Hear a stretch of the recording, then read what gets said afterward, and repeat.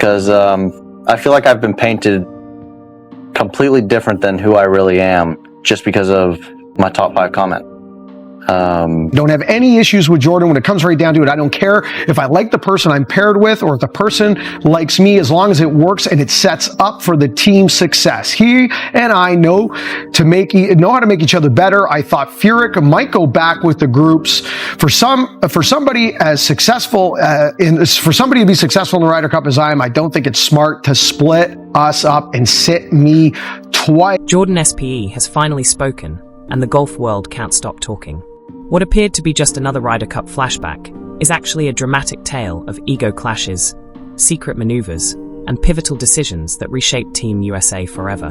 To begin with, first of all, there were some rumors that there was some tension between Reed and Spieth, and maybe they didn't want to play with each other, but I think there was far more going on than anyone realized. Hidden truths, quiet tension, and emotions kept under wraps for years. Today, we're digging into the real story between Jordan Spieth and Patrick Reed. In the beginning, their chemistry wasn't just good, it was electric. Their early partnership felt almost too perfect, built for high-pressure moments. When they first teamed up in 2014, it seemed like a no-brainer. Spieth brought calm, laser-focused precision, the kind of consistency that keeps a team grounded. Reed brought the fire, energy, and spark that made crowds go wild. Inside the US team rooms, captains couldn't stop talking about how flawlessly they balanced each other. One was the steady hand, the other, the heat that raised everyone's adrenaline. From 2014 through 2016, the duo delivered exactly what Team USA had been missing. They didn't just rack up wins, they set the tone for entire sessions. The way they fed off each other's energy and the crowd's roar made every match feel like a show. Yet the very chemistry that made them unstoppable also sowed the first cracks. Spieth was calm, polite, and deliberate. Reed, bold and brimming with confidence, thrived on competition and emotional highs. For a time, that balance worked perfectly until the pressure became too much. Even the strongest golf duos can't escape a little behind-the-scenes tension. Jordan Spieth and Patrick Reed were no exception, according to teammates and coaches. When expectations pile up year after year, even a winning partnership starts to feel the pressure. Ryder Cup pairings aren't just about who plays best together, they're loaded with unspoken statements. Every choice inside the team room sends a message, almost like a political move, revealing exactly who the captain trusts. By 2016, their results were still impressive, but whispers of tension began to surface. Quiet debates over pairings, personal preferences behind closed doors, and constant comparisons between Spieth's calm precision and Reed's fiery intensity created a fragile foundation. That balance couldn't last forever. When future captains made decisions that didn't align with Reed's expectations, the cracks widened. The early glory days had masked serious differences. And when the spotlight returned for the next Ryder Cup, those cracks had grown into full-blown fractures. The real breaking point came in 2018 at Le Golf National, where tensions boiled over into a dramatic showdown. It was a tough week for Team USA. The Americans walked into Europe's home turf and left with more questions than answers. The biggest shock? The decision to split Spieth and Reed, a duo everyone had assumed was untouchable. Patrick Reed arrived confident, certain his partnership with Jordan Spieth would continue. Then came the surprise. Captain Jim Furyk switched things up, pairing Spieth with Justin Thomas, and barely using Reed at all. This wasn't just a tactical move, it struck Reed personally. His Ryder Cup identity was built around being the emotional spark, the Captain America figure. Suddenly, that spotlight was gone. When Team USA suffered a tough loss, Reed didn't stay silent. In an explosive interview with the New York Times, he said he was blindsided, even suggesting Spieth didn't want to play with him anymore, and accusing the team of favoring a buddy system. The interview sent shockwaves through the golf world. Fans, reporters, and former players couldn't stop talking. Meanwhile, Spieth stayed calm under pressure, insisting the captain's decisions were purely strategic, nothing personal. But the damage was done.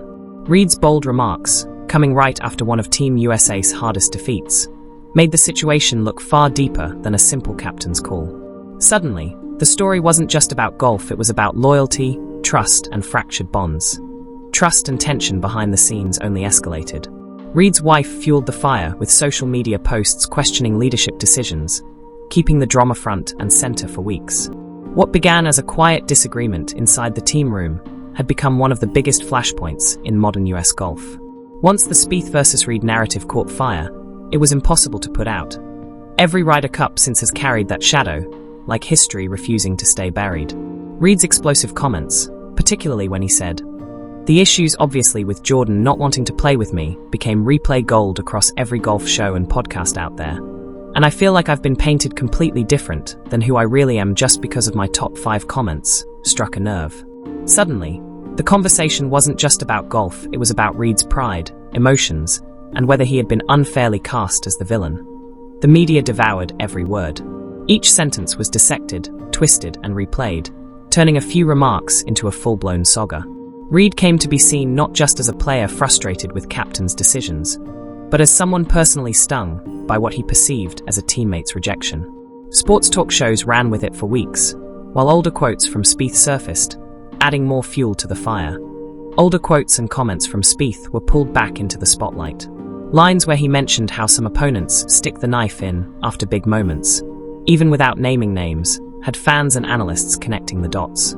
Suddenly, his calm professionalism was being read as subtle shade a perfect setup for drama. Reed, fiery and unfiltered, contrasted sharply with Spieth's composed, polite demeanor. That contrast fueled endless headlines.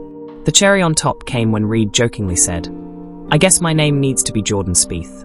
The quote went viral, reinforcing the narrative that this wasn't just competition, it was personal. Analysts saw Reed stepping fully into the story, whether by choice or circumstance, keeping his name in every golf headline.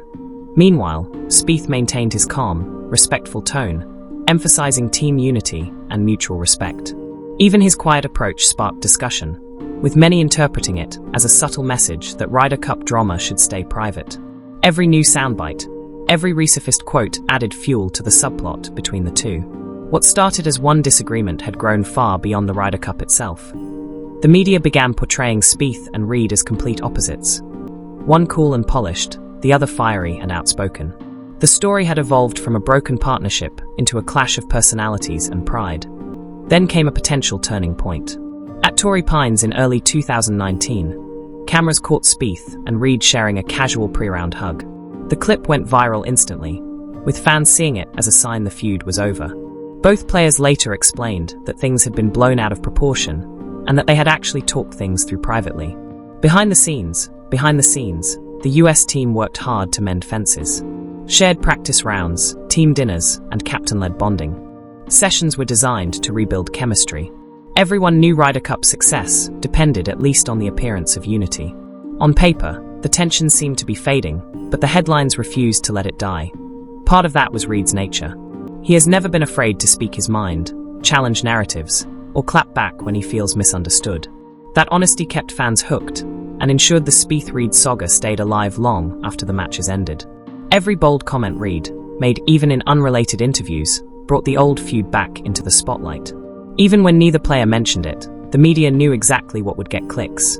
Suddenly, the smallest actions, a handshake, a glance, or being placed in separate tee pairings became fodder for headlines. Fans and analysts dissected every detail, searching for hidden meaning that probably wasn't there. Calm moments were always followed by new waves of speculation. Even when both players insisted the tension was behind them, the story refused to die. Teammates said the truth was simpler. Spieth and Reed were professional, not close friends, but certainly not enemies. Their relationship was functional, not fiery. By then, the feud had become less about personal drama and more about the narrative itself, a symbol of the delicate balance between individuality and team unity in elite golf. Fans saw in it the ongoing tug-of-war between personal pride and teamwork. By the mid-2020s, the golf world had shifted. Reed's move toward LIV golf and the wider split in professional loyalties gave the old feud a new twist.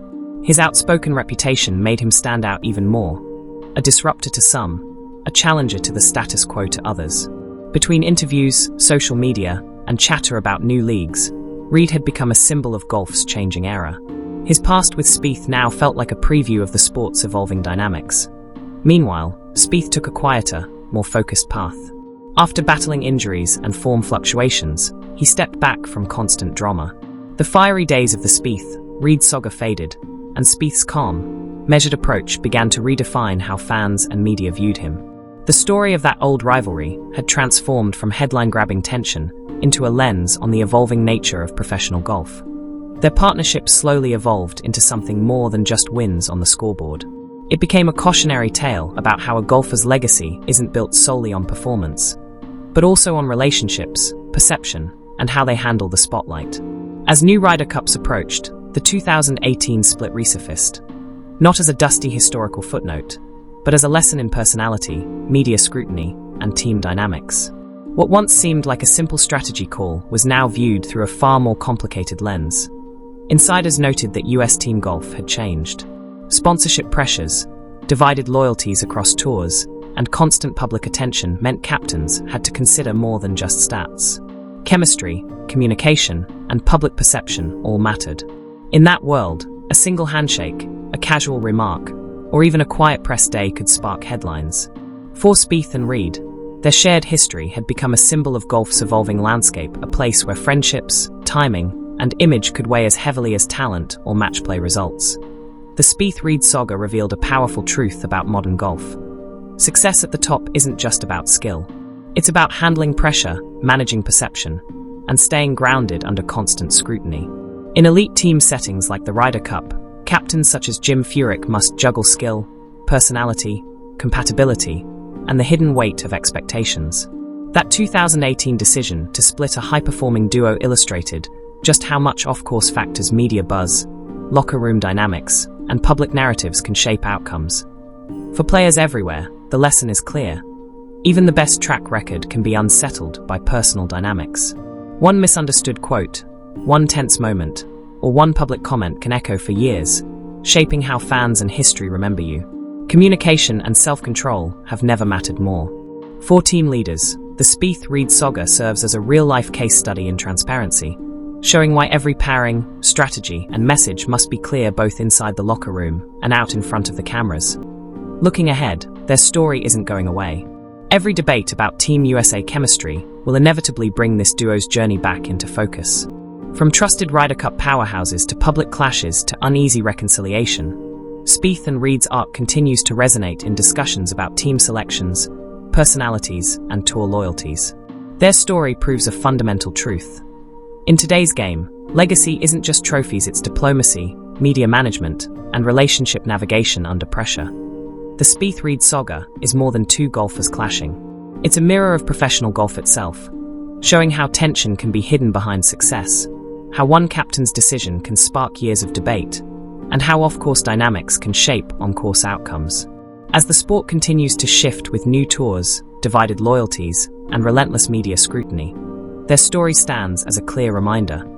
Personality and politics can matter just as much as the swing.